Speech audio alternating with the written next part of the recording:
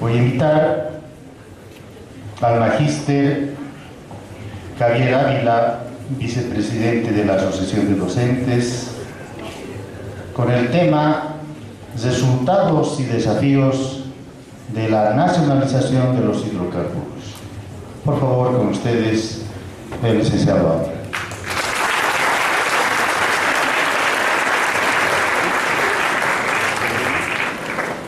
Bien, permítanme, con la venia de todos los presentes, saludar al excelentísimo señor presidente de la Cámara de Diputados del Estado Plurinacional de Bolivia, que nos honra con su presencia en esta conferencia. También al presidente de la Asociación de Docentes, al magíster Miguel Cotaña, a los colegas. También saludarles a los miembros de mi comunidad, Cantón Puerto Chaguaya, de la provincia de Camacho, bienvenidos al Paraninfo Universitario, esta también es su casa.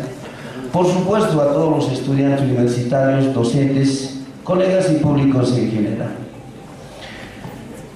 Resultados y desafíos de la nacionalización de los hidrocarburos. ¿Qué es lo que nos ha motivado para poder exponer este tema?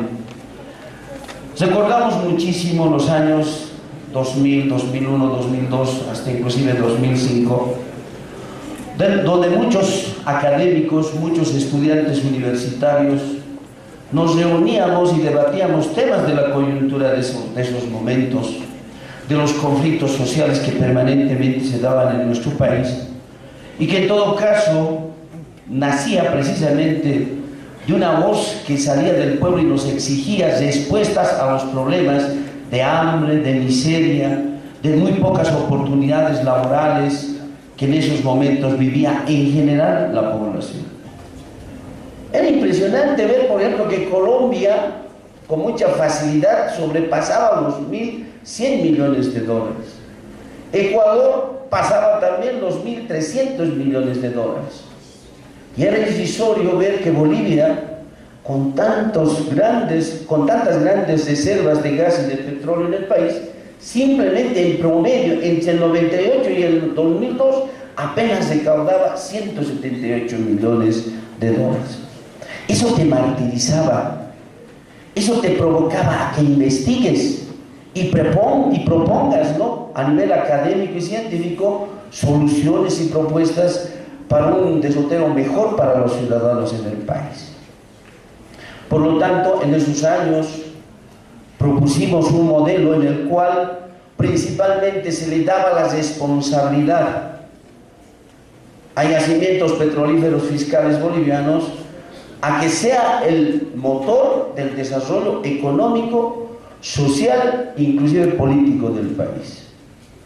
Y ahí vienen, ¿no?, los hechos, vienen diferentes circunstancias y gobiernos que en su cúspide, ¿no?, en el año 2006, se habla de una nacionalización que hoy por hoy lo estamos viviendo. La siguiente diapositiva, por favor. Llega el 1 de mayo del 2006 y se establece una nacionalización de los hidrocarburos. En este aspecto tenemos que ser claros, no se han nacionalizado a las empresas. De alguna manera tampoco se han nacionalizado los activos, pero sí se han nacionalizado los hidrocarburos que le pertenecían a este país. Pero sí se ha nacionalizado la cadena, ¿no?, de valor que genera este gran negocio a nivel mundial a través, ¿no?, de la gestión de los bolivianos para los bolivianos. Y aquí podemos ver, ¿no?, los resultados precisamente que hoy por hoy lo estamos palpando en datos numéricos. La renta petrolera entre el año 1998 y el año 2004, en promedio aproximadamente eran simplemente de 280 millones de dólares.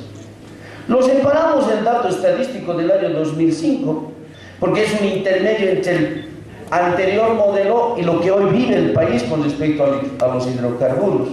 Es el año donde el presidente Orlando Bacardíez propuso una ley transitoria, ¿no?, que le permitió un poco mejorar los ingresos por los hidrocarburos. Claro, en 2005 se dispara, gracias a ese ajuste, a 673 millones de dólares.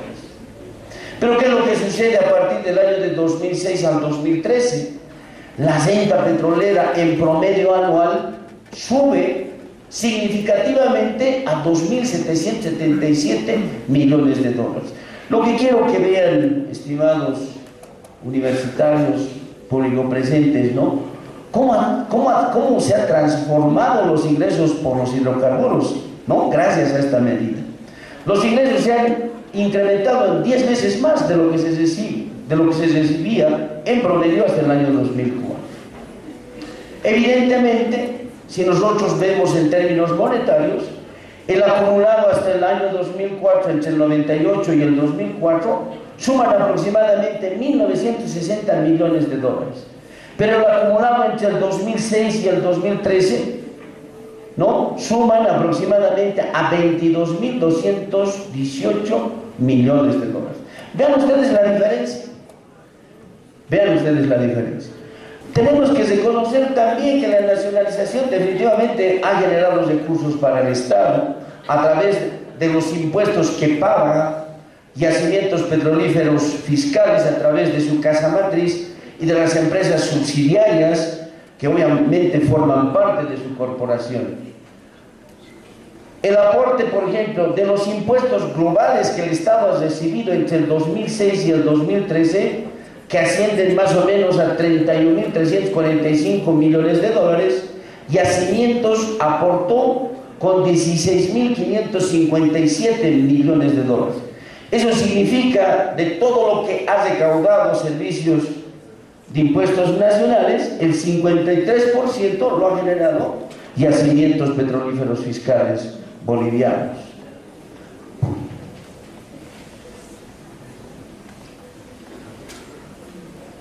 La siguiente. Participación en las exportaciones.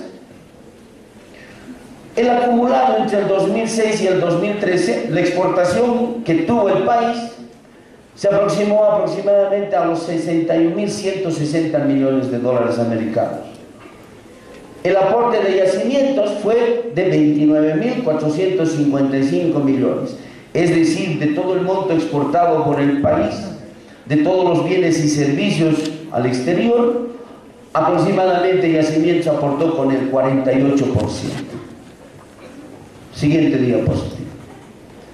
La lucha contra la pobreza, por supuesto, si el Estado tiene recursos, muy fácilmente puede encarar este trabajo al menudeo, de tal manera que estos recursos puedan llegar a los bolsillos del boliviano común. Entre el 2005 y el 2014, ¿no?, la extrema pobreza. ¿Qué es la extrema pobreza? Es cuando una persona normalmente vive con menos de $1 al día. Entonces, fíjense, en el 2005 estaba alrededor del 38.2%. En el 2014 se redujo a 21.6%. En otras palabras, ¿no?, ha bajado 16.6%, ¿no es cierto?, este indicador en términos absolutos. Bueno, ¿a través de qué? De todos esos ingresos que se han generado en los hidrocarburos, de toda la reinversión que se ha realizado de estos recursos, de la creación de las nuevas empresas que generan utilidad y evidentemente, ¿no?, a través de los bonos sociales que intensivamente se aplican en nuestro país. Pero además, la pobreza moderada, en el 2005 estaba alrededor del 60.6%, en el 2014 simplemente está con el 43.4%. Una disminución significativa de 17.2 puntos. En el área rural es mucho más significante esta disminución en términos de extrema pobreza. Baja de 62.9 a 40.9, ¿sí? Abismal. Por eso seguramente nosotros, cuando tenemos la oportunidad de visitar el área rural, ya no vemos con frecuencia, ¿no?, construcciones de adobe, sino vemos ya construcciones de ladrillo. Ya vemos, ¿no es cierto?, no solamente parqueados, ¿no?, ganado parado para el arado, sino ya tractores que se mueven con combustible. Ya vemos, ¿no es cierto?, no solamente la utilización de paja brava para los techos, sino inclusive con calaminas metálicas. Creo que es la fiel el fiel reflejo de lo que nos está dando la nacionalización. Pero además, quiero señalar, dentro del área siempre económica, financiera y de gestión, cuán importante había sido tener en un país la menor cantidad posible de pobres, porque evidentemente a cualquier empresa le va a interesar, ¿no?, que exista cero pobreza, porque cuando no existen pobres, eso va a significar que la población en general va a tener poder de compra. Y si tú vas a dar un producto, vas a comercializar un producto o vas a brindar un servicio, por supuesto las oportunidades de venta van a ser más altas. Y si las oportunidades de venta van a ser más altas, vas a ganar más y obviamente vas a generar mayor cantidad de empleos y por supuesto el círculo virtuoso se va generando para que el negocio crezca. La evolución del PIB. Imagínense, en el año 2004 el Producto Interno Bruto estaba alrededor de los 8.700 millones de dólares. En el 2013 ya hemos sobrepasado los 30.000 millones de dólares. El ingreso per cápita también es algo que hay que resaltarlo. En el 2005 estábamos con 1.040 dólares americanos. En el 2013 estamos con 2.951 dólares americanos. De ahí es que se habla que el poder adquisitivo de la ciudadanía en general ha aumentado. Y por eso se habla también que la demanda agregada ha crecido. Y por eso también se habla que las empresas están produciendo más porque el mercado les pide más. Por lo tanto, el efecto multiplicador de esta decisión trascendental, que como les reitero, siempre lo hemos pedido desde el campo académico, hoy por hoy está dando resultados excepcionales. Fíjense que al 2005 estaba alrededor de los 1.714 millones de dólares. El 2013 está alrededor de los 14.550 millones de dólares. Es un ahorro considerable, es casi el 50% del Producto Interno Bruto que tiene este país. Y es el colchón que nos da como de seguridad, que nos da al país, por ejemplo, para poder acceder a créditos blandos y en mejores condiciones, como lo que ha ocurrido, ¿no?, cuando hemos podido participar en la emisión de los bonos soberanos y por supuesto donde nos ha ido muy bien y hemos captado aproximadamente 1.000 millones de dólares. Excepcional desde todo punto de vista, un país poco conocido como Bolivia, que empiece a lidiar en los mercados bursátiles, por supuesto que también provocó una gran expectativa. Siguiente, por favor. En temas de inversión pública, podríamos ver, ¿no es cierto?, que entre el 2006 y el 2013 la inversión privada ascendió más o menos a 6.500 millones de dólares. La inversión pública ascendió a 14.000 millones de dólares, es decir, el doble de la inversión privada. Seguramente esa es la justificación, ¿no?, de la inversión que se está haciendo en las termoeléctricas de Bulo Bulo, Guarnes y Sur, que a propósito, la mejor decisión del Estado es un poco siempre empatar, ¿no?, un poco complementar las iniciativas privadas. Nosotros lo vemos con mucho beneplácito, por ejemplo, el tema de la termoeléctrica de Guarnes, que va a complementar a un proyecto muy grande que se está realizando allá, que es precisamente la implementación de una planta que va a atraer a las mayores industrias latinoamericanas y europeas para que puedan producir, ¿no?, los automóviles Toyota, Nissan, empresas corporativas que de alguna manera van a darles mano de obra, le van a pedir al país mano de obra calificada y evidentemente nos va a permitir llegar a ese gran objetivo que es tener tasa de desempleo cero. ¿Sí? Entonces, qué interesante que estas inversiones se hayan canalizado también a este tipo de iniciativas. Por supuesto, el satélite Tupac Katari o las 16 dobles vías que se están construyendo en el país, que le van a dar la oportunidad al industrial a poder acercarse en mejores condiciones a sus mercados. tratar de ser más productivos y eficientes para la llegada de sus productos a sus clientes y evidentemente tratar con ello de realizar mayores ventas que lo beneficien en el corto y en el mediano plazo. En términos de gestión, Yacimientos ha invertido también para desarrollarse como empresa corporativa. Ha invertido en la implementación, por ejemplo, de Yacimientos Aviación, ¿no? Tenemos Gran Chaco y otras empresas subsidiarias. Yacimientos, entre el 2001 y el 2005, apenas invirtió 1.855 millones de dólares. Entre el 2006 y el 2013, en total recibió inversión por valor de 7.071 millones de dólares. Y ustedes saben, como estudiosos en las áreas financieras y económicas, que a mayor inversión, mayor probabilidad de rentabilidad. Pero lo más interesante de este fenómeno es que no solamente Yacimientos Público invirtió 4.172, sino también las empresas que le dan servicios actualmente a yacimientos petrolíferos fiscales bolivianos, como Total, como Petrobras, ¿no? Como GTP, ¿no? Que son empresas que le brindan servicios a yacimientos. Ellos invirtieron aproximadamente 2.900 millones de dólares. O sea, en otras palabras, podemos decir, a pesar de que en el país se han nacionalizado 20 empresas, las inversiones extranjeras aún siguen fluyendo porque aparentemente el modelo les brinda la seguridad que corresponde.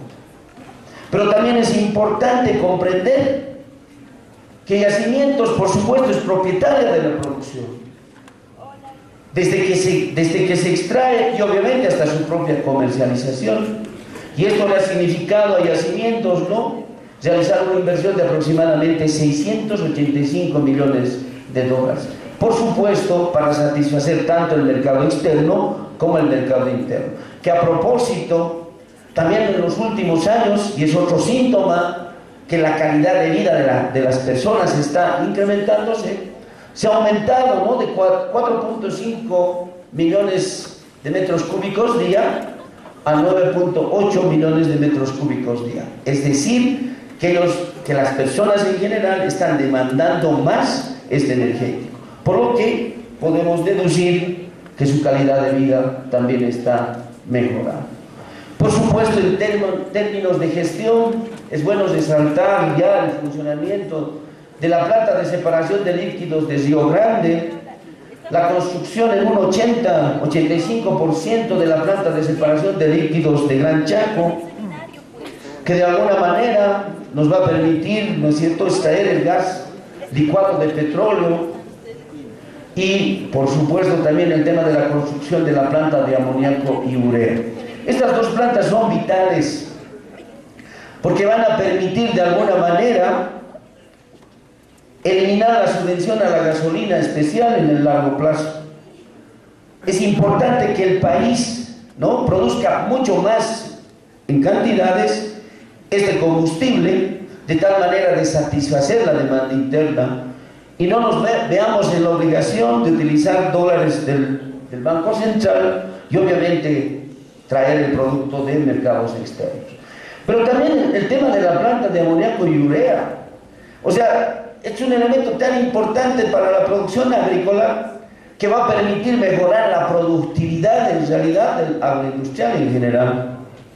Yo me pregunto y me digo, no sé por qué tanto tiempo ha tenido que pasar para que nos demos cuenta cómo el país, de todo su espacio cultivable, solamente utiliza un 10%. Creo que hoy por hoy no solamente vamos a tener la oportunidad de ampliar esa utilización, sino también de hacerlo en mejores condiciones para que pueda mejorar el desempeño de la tierra. En temas de instalaciones de redes de gas, impresionante. Hasta el 2005 se tenía 28.021 instalaciones de red de gas. Se habían invertido solamente 4 millones de dólares y solo se beneficiaba a 140.000 familias. Entre el 2006 y el 2013 se han instalado 330.000, ¿no?, redes de gas. con una inversión de 408 millones de dólares y los beneficiarios son 1.7 familias. Además, en términos de gestión, entre el 2006 y el 2013, las utilidades de yacimientos petrolíferos fiscales bolivianos a través de su casa matriz ascendió a 3.927 millones de dólares y las subsidiarias aproximadamente a 2.515 millones de dólares. Por lo que podemos señalar definitivamente que la gestión ha sido la más óptima. Hay algunos desafíos todavía que la nacionalización a través de su brazo operativo debe tener. Uno de los primeros aspectos es fortalecer el proceso de la industrialización. Hay que construir la planta de propileno y polipropileno, además de la planta de etileno y polietileno, que con esto sí evidentemente estaríamos consolidando a un país que tendría que haber cumplido la agenda de octubre. Por supuesto, es importante que se haga una integración vertical, ¿no es cierto?, y también horizontal. Por eso yacimientos deben en algún momento autoabastecerse de todos los equipos, de todas las tuberías, de todos los accesorios que necesita esta industria, porque estamos en condiciones de hacerlo. Es un desafío grande, así como el 2003 era algo imposible de soñar en el incremento de estos ingresos a través de esta nacionalización. Hoy por hoy volvemos a soñar, porque quisiéramos estar hablando en 5 años que Yacimientos tiene su propia subsidiaria que elabora sus propios insumos, sus propios equipos y sus propios suministros que requiere toda la cadena de valor. Otro de los desafíos es fortalecer el proceso de internacionalización. Sentimos que hemos ganado mucho en estos años, desde el 2006 hasta el 2014. Siento que estamos para gestionar y exportar ese modelo que se ha implementado en Yacimientos Corporación. Por eso debemos atraer socios que nos permitan ahora sí nosotros explotar gas en otras latitudes del mundo. Una vez yo me acuerdo siempre, don Max Fernández quería implementar su planta cervecera en Rusia y sin ningún temor. Hoy podemos pensar en también a través de yacimientos petrolíferos fiscales bolivianos, corporación, totalmente fortalecido, buscar ese gran anhelo de hacer dinero, pero con recursos de otros. Por último, otro de los desafíos es implementar la producción de gasolina especial y el diésel, por supuesto, para satisfacer la demanda interna y evitar en el mediano plazo las subvenciones estatales. Muy bien, siento que estamos en una Bolivia de oportunidades, siento que sí nos falta a nosotros descubrirlos y por supuesto el momento en que llegue aquello es que podremos ser bolivianos de primera para la exportación. Muchísimas gracias.